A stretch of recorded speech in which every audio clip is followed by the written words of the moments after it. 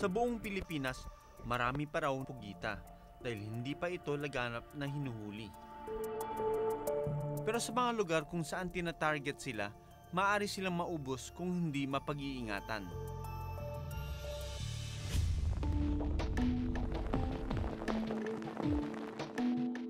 Si Albert, unti-unti na raw nararamdaman ang pagkaunti ng mga ito sa kanilang lugar. Marami po. Sa isang tao noon nagit 20 kilos. Mahina na po ngayon sa sobrang dami po ng nagtutura-tura, naghahanap buhay sa dagat. Sang-ayon din dito ang ibang mga namumugita. Kumukunti na. Ba't dati ba nakakailang kilo kayo sa isang araw? Minsan mga mahigit 50 kilo. Ah, talaga? Tapos ngayon 20 na lang pinakamarami. Kasi mahirap na ngayon.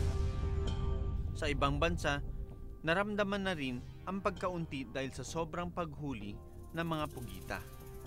Kaya gumawa sila ng mga alituntunin para hindi tuluyang maubos ang mga ito.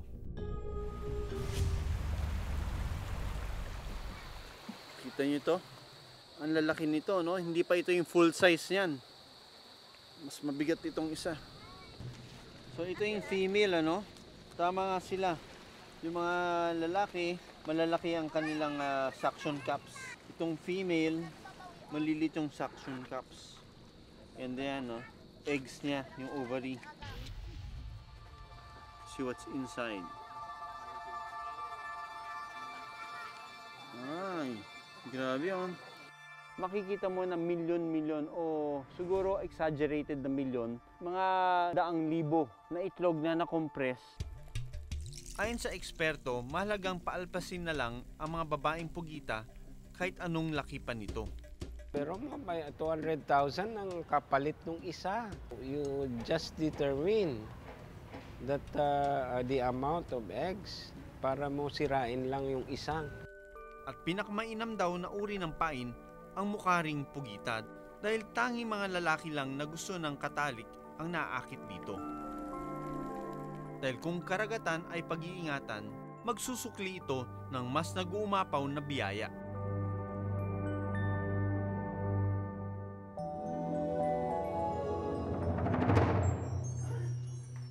Pagala-gala. Dumudumi kung saan-saan.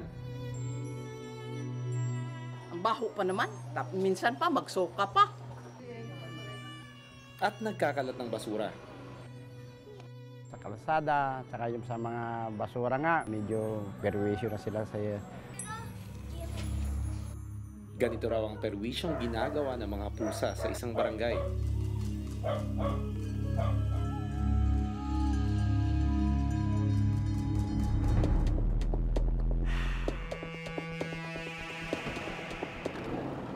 Okay, let's go. So, nandito kami sa Barangay San Agustin 2, dito sa Dasmariñas, Cavite. Kasi may nag-tweet sa amin na may problema daw dito sila sa dami ng pusa na nag-roam around dito sa kanilang village na nagkokosta raw ng problema sa mga kabahayan at sa mga tao dito. Inilapit ng isang residente ang problemang ito sa amin.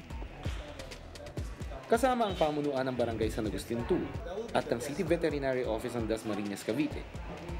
Magsasagawa kami ng pagkakapon sa mga pusang walang nagmamay-ari. Ito yung pinasadya natin na panghuli ng pusa. Medyo maliit siya as compared sa mga ginagamit sa pangaso. Pero sakto lang to. At hinabaan natin yung pinaka-net niya para kung sakaling mag-attempt siya mag-escape, mahaba yung dadaanan niya.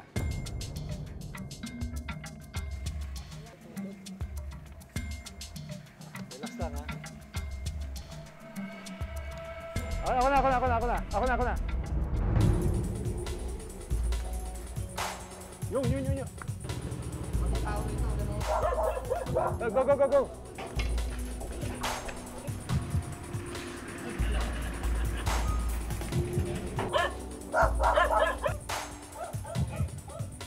Dito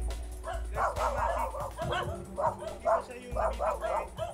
Tsaka kahit paikot-ikot siya, pwede siyang makakilos na maayos.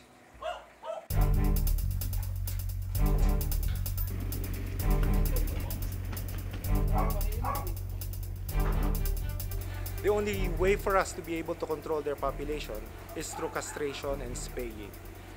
Kung hindi tayo magiging responsable sa pangangalaga nito, patuloy na dadami yung mga pusa na nandito naninirahan sa lugar at kasama na din dyan yung mga sakit at yung mga problema din na dinadala rin ng mga ganitong klaseng domesticated animals.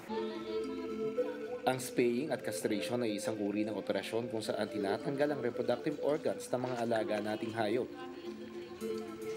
Sa pamamagitan nito, nakokontrol ang kanilang pagdami at naiiwasan din ang mga pagkalat ng sakit na dala nila tulad ng rabies.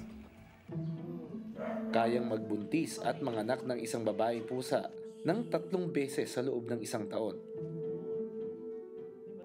Itong mga nahuli natin, dalinan natin muna doon sa ating area kung saan tayo mag-oopera. And let's start the procedures to. Dito lang. Dalinan natin to.